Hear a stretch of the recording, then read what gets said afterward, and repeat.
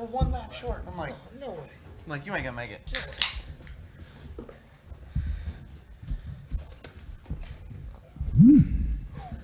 Okay, let's hear now from our 2015 There you go, do that. NASCAR Camping World Truck Series Championship team. So they can't see it. And that is, the driver is Erik Jones. He drives the number 4 Toyota. The crew chief is Rudy Fugel. And the team owner is Kyle Busch Motorsports. Congratulations to the number 4 Toyota in the Camping World Truck Series. Impressive season. Let's hear from our championship driver, Erik Jones. Talk about what it feels like to be a NASCAR champion. Well, I think it's going to take some time to sink in, but just an awesome season, just a real team effort from the start, and some of the adversity we went through early on, and putting the team back together to championship form there for the latter part of the season, and really going and working for the championship and getting ourselves a cushion coming into Homestead, and honestly still being able to run strong at Homestead all day. So just really proud of everybody. Just can't thank them all enough, and thanks Toyota and TRD and just Kyle and Samantha for the opportunity alone. It's just so many things had to come into play for me to even be here at this moment. So it's just pretty special for everybody. And Rudy, talk about you being able to get this championship. You got 9 wins in the Camping World Truck Series with 2 different drivers. Both of them are up on this stage here tonight. Kyle has 5, Erik has 4. And you're a championship crew chief. So talk about that. How's that feel? It's pretty awesome. Definitely our goal, from Phoenix last year, where we knew that Erik was going to run full time. We set our goals to go win a championship and to bring home the drivers' championship for KBM and Kyle and Samantha is huge. But I can't thank my team enough. All the guys that come on the road, and then everybody at the shop. It's a great organization. And Kyle Busch, you are a winner. You win on the racetrack. You win as a team owner. You become the first team in NASCAR Camping World Truck Series history to win 3 consecutive owner championships. So congratulations to Kyle Busch Motorsports on that accomplishment. You have the most owner titles in the history of the series with 4. Talk about the ability now to also have a driver champion in Erik Jones. It's an honor. It's certainly been a lot of blood, sweat, and tears over the years, but it's been pretty awesome as well too. And I can't say enough about the people. Everyone that's been at Kyle Busch Motorsports at the beginning, been there now, or future. It certainly has been pretty awesome to work with every one of those individuals, and it takes a lot of that in order to get the job done the way that we have over our existence in the series. And to set the record of winning an owner's championship the first year out was pretty awesome, and then to continue that on with different people on down the line, with Eric Phillips and with Rudy and Jerry now, and we'll see how that continues to go on down through the years. But I can't say enough about the kid to my right. Erik Jones here is just awesome. He did a great job racing against me, and in South Florida, I guess the Panhandle there in Pensacola, with having the opportunity to race in the Snowball Derby together. We had fun. Never would have expected to get beat by him in that race, but the last run of the race, he did a great job. We raced clean, we raced hard, and he scored the victory. And I knew he was going to be good in that day, and to get him signed up with Kyle Busch Motorsports, and to have the opportunity to work with him over the last 2 seasons on the part-time side, and to get him ready for the full-time side. I'm thankful that he stuck with me, and that he believed in what our plan was for him, to give him this shot and to give him this opportunity. And I think he's got a lot of bigger and greater things to have on his plate with years to come. So all in all, though, can't say enough about everyone at Kyle Busch Motorsports, the chassis shop, painter, all the body guys, everybody that does such a great job, that prepares these trucks and makes them so fast and so much fun to drive, and bringing home championships each year. Questions now for our championship team. We'll start right here with this gentleman right here, and then we'll go to Jared and then to Reed. Erik, Let's wait for the mic, sir. Thank you. Bill Van Smith from the Miami Herald. Erik, how would you describe your driving tonight? Was it smart or cautious? Yeah, I'd say it was conservative. I don't think we ever put ourselves in a position to be in a situation we didn't want to be in. I thought we did a good job of, letting everything sort out and then kind of going to work and getting spots. It's a shame. I think we had a really good truck, but, we never really needed to race or had the opportunity to go up and race with the guys up front. So, we just kind of ran around the middle part of the top 10 all day, and, that's honestly all we needed to do. Let's go over here to Jared, then we'll go to Reed, and then to Bob. Yeah, Jared Turner, Far FoxSports.com. For Erik, as you mentioned earlier or alluded to, the first 15 races of the year you didn't have the point lead. The last 8 races you did. You just talk about sort of your mindset over the final 8 weeks and basically how you managed to just focus on protecting your lead. Well, after Gateway, back here in the summer months, we finished 23rd, and I think we were down 20-something points to Kraft in third in points. And, at that point, I don't think I had the right mentality to go win a championship. I think we had the fastest trucks week in and week out, and, I think at that point we were just focused on winning races. So I kind of switched my mentality to the point of, take the wins when we can get them, but, we need to take these second, thirds, fourths, and fifths when we can get them as well and not try to force anything. So, the last 8 races, even a little bit before that, we had a streak of top 10s here all the way to the end. I don't know the exact number it ended up at, but, just finishing the top 10, being consistent, being competitive, and running up front and contending for wins, that's all we needed to do throughout the rest of the year, and that's what we did. Let's go over here now to Reed, and then to Bob Pockers. Reed Spencer with the NASCAR Wire Service. At this point, you've won a Truck Series championship in your first full year. You've also had a taste of the Cup Series this year, substituting for Kyle and Matt and Denny. Ideally, what would your career trajectory be from this point on if you could design it yourself? And are you going to be content to spend a year in the Xfinity Series paying more dues? Yeah, absolutely. I think the Xfinity Series is completely necessary. I have no problem with running a year there as long as need be there. I don't know what the exact career path is for me down the road, and at some point, I want to race in the Cup Series every weekend, and I feel like there's a plan in place for that opportunity to arise, and I'll just keep taking what's given to me every week and go out and try to win races. Let's go to Bob Pockers, and then over here to Kyle. Bob Pockers, ESPN. For Kyle, Erik was talking about some of the adversity and maybe his feelings after Gateway. Was there ever a time where you thought this year, man, I don't know whether they've got it to win the title this year? And then if you did feel that way, was there a point where you felt like, okay, they do have it?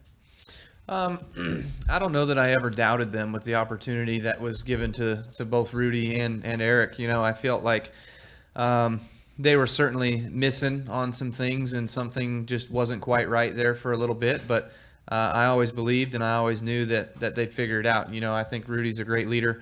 I think he's done a tremendous job with Erik being a younger driver and having the emotions that I once had as well too. And trust me, they were probably still there 2 years ago. So, Erik's done a lot of growing up, I think, in a short period of time, and it's also under the limelight. But I think it's with the great people that have been around him that we've had surround him that's brought him to the level of which he raced those final 15 weeks and top 10'd each and every week to end the season.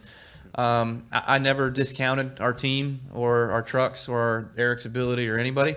I just knew that sooner or later it needed to turn the corner. And fortunately, they did that, and everything turned out well. Once they got through Texas, I think was a rough night, and then Gateway was a rough night. They went to Iowa and put it right back on top. And since then, they seem to do the right things. And, there are a few other moments probably where things could have been derailed through the final 10 weeks. But, they all did the right thing to focus forward and make sure that they just kept their head on and kept going forward. Let's go to the far right, my man Kyle, and then we'll hear from Jim and Jerry. Guys, Kyle Magda, Race Chaser Online over here.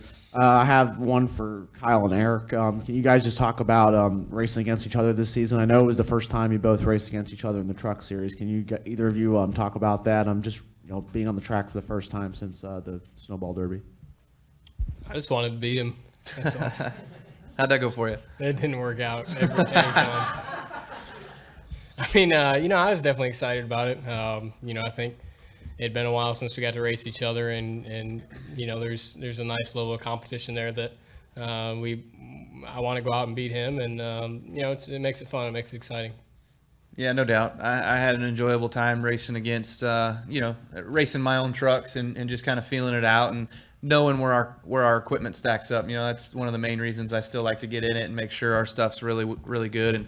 And we got nice stuff for these guys to be driving. So, you know, it was fun to race against Erik. Actually, I remember it was Pocono, and Erik was super fast, and I was probably third quick. You know, I wasn't even going to be close. And I told Jerry, I was like, man, you just got to give me what Erik's got, because whatever Erik's got, I know I can beat him with it. And it was that day that, you know, we had a good pit stop. We got out in front of him. He ran me back down. He was fast. He was faster than me at Pocono. But then later in the going, I think some restarts, they got kind of tangled up a little bit. And that was probably one of the moments I mentioned to Bob about how, you know, that could have derailed them. But, you know, they kept their focus and the task at hand and did a good job. Thanks, guys. Thanks. Let's go here to Jim and then to Jerry. JimMotorMotorsport.com. Erik, you obviously started the year with aspirations of this was the series you were competing full time with and wanted to win a championship. And there seemed to be, during the course of the season, many different things that took place. Kyle's injury, Matt's suspension, getting in for Denny, things that you never anticipated going in. Now that the season's over, you won the championship. All of those other experiences, looking back, did they add to helping you get to this point, detract some, mixture, or how would you rank? Well, looking back on it, you know, I think at the beginning of the year, I had obviously the full season here, and then I had probably around 11 or 12 races in the Xfinity Series, which put me at, you know, 34, 35 races, something like that, which is a normal load of races. And then all of a sudden, you know, I had a stack plate every week, and I was kind of all over the place. And at first it was a little overwhelming, but, you know, once we kind of got in the groove of it and got used to it, I think it was definitely a good experience for me just to be in and out, working in with different people, different crew chiefs, different teams, driving different cars. And honestly, some of the biggest thing that helped me was those cup races this year, just being in those cars and seeing that level of competition and trying to adjust myself. And I think all it did was really better myself, especially at this level. Let's go to Jerry, then to Chris. And I think I saw, yes, might finish with him right here. Jerry Jordan, Kicking the Tires. Kyle, you've obviously left your mark in the history books of the Camping World Truck Series. Do you have, what's the next goal? And you've got some other powerhouse drivers in the wings. What would you like to see continue for KBM? I think that in this day and age, you know, we're pretty pleased with where we're at in the truck series. We did the Xfinity thing, and unfortunately, it's just too hard to compete against the Cup guys, you know, at that level. Maybe 15 years ago, we probably could have done it, you know, but so I said this day and age, we're good with where we're at. You know, I feel like Kyle Busch Motorsports chassis, those guys, they do a great job building us our chassis for our Tundras. And, you know, we build all kinds of stuff through the chassis shop, but I'm really looking forward to the future of Kyle Busch Motorsports, you know, with Erik going on and doing bigger and better things. That's what our program is. You know, we help the younger kids try to come up through, give them a good opportunity to succeed in some good equipment. And, you know, they got to make the most of it. It's their opportunity, you know, and just like Erik Jones here, you know, we brought him up through with a part-time schedule, and he did the most of it. He won a race, a couple of them the first year, or Phoenix. Just one. And then last year won a few, and this year, again, he won a few, you know. So that's how I foresee it going. You know, we don't have any part-time kids next year, I guess, besides Cody Coughlin. But, you know, with seeing what Chris Bell has done these last few weeks at Texas, he drove up to the front. Again tonight, he drove up to the front on fresher tires, you know. But there's going to be a learning curve there. I don't expect us to be able to come out next year and contend for a championship. I would certainly love it if we did, but realistically, you know, I think there's going to be a growing year for the drivers, and you know, hopefully that the crew chiefs can do exactly what Rudy's done here with the younger drivers and keep their heads on them and keep them straight, and you know, be successful. If we can win some races next year with Chris Bell and William Byron and Cody Coughlin and Daniel Suarez, then that's going to be a by far successful year to get each one of those four drivers into victory lane. Got two more questions. Chris to the far right, and then my gentleman right here to the left. First night, catchmess.com. Kyle, when you guys started KBM in 2010, did you imagine it would be as successful as it is today? I did, of course. You know, I wouldn't have done it, and if I didn't think that we could be successful at it. I always thought it would be somewhere that I'd kind of have a golf game and just enjoy racing late models and trucks and go have some fun, you know. But it's certainly turned into a better business than that, and we've gotten the opportunity to work with some great young talent that's been able to now accomplish a championship, you know. And we've done the Owners Championship thing for a few years, but I've always wanted to grow it past that into these younger drivers and their abilities to get championships at a younger age and to progress on through. And it takes good people, you know, from Rudy and Jerry, you know, to Eddie and the chassis shop guys, everybody that's at Kyle Busch Motorsports. It's hard to keep people in the truck series. You know, they either want to go venture off and grow and do bigger and better things, or you know, sometimes the money's just not good enough because we got a budget. You got to stay within the budget, and these guys know all too well on how to do that. So just been fortunate to have those good people stick around as long as they have, and that's what makes our company so successful. And despite their inexperience for next year, would you be surprised if William Byron or Christopher Bell was sitting in this position a year from now? I would not be surprised. I'm not counting on it, but I would not be surprised. I think Chris Bell has obviously learned a lot, I'm pretty sure, over these last 6 weeks of racing in the truck series and getting his feet wet more and more on pavement and mile-and-a-half racing, the aero side of things and everything. And William Byron obviously having his debut last week. It didn't quite go as well as we would have hoped, but I still think he showed plenty of potential in practice, running up front or qualifying up front and having the opportunity to race up front. But I look forward to the offseason, just being able to sit down with those guys, talk to them, and teach them some things. And I hope Eric's still willing to help them out as much as he can if they have got questions for him, because he's obviously, Erik running this full season, he's been in the truck a heck of a lot more than I would have been in the truck. So I don't necessarily have all of the answers for those guys on what they can do better, but Erik will. And so I feel like he's a KBM guy here on out, you know, from this time forward through his whole career. He's won his first championship for us. So he's a business guy now. He's a company man. Final question, far left. Go ahead. This one's for Erik. Zach Banks, Coral Gables Post. Going into this final race, how conservative was the number 4 team's approach to this race? You know, from a setup standpoint, not conservative at all. You know, we went in this weekend with the sense that, yeah, we're going to prepare a race-winning truck like we would any other week. And I think from a strategy and a driving standpoint, you know, it's definitely more conservative. You know, we had no reason to try to bulldog our way to the front to win the race or get up in the fence. You know, I ran left side tires on the seam all day. I never had to go up and run the wall. There was no reason to, and you know, we ended up 6th. So that's honestly better than I thought we would do. You know, as conservative as we were running all day, and just really never challenged anything on the restarts. You know, I think about every restart, we lost a spot or two, and then had to work to get it back over the course of the run. So conservative, yeah. You know, just honestly did what we needed to do.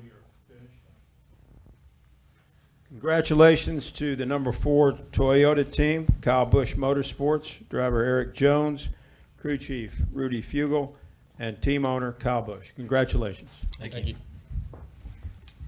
Grab that if you want. Cool. Yes. Yeah. You want that? Congratulations.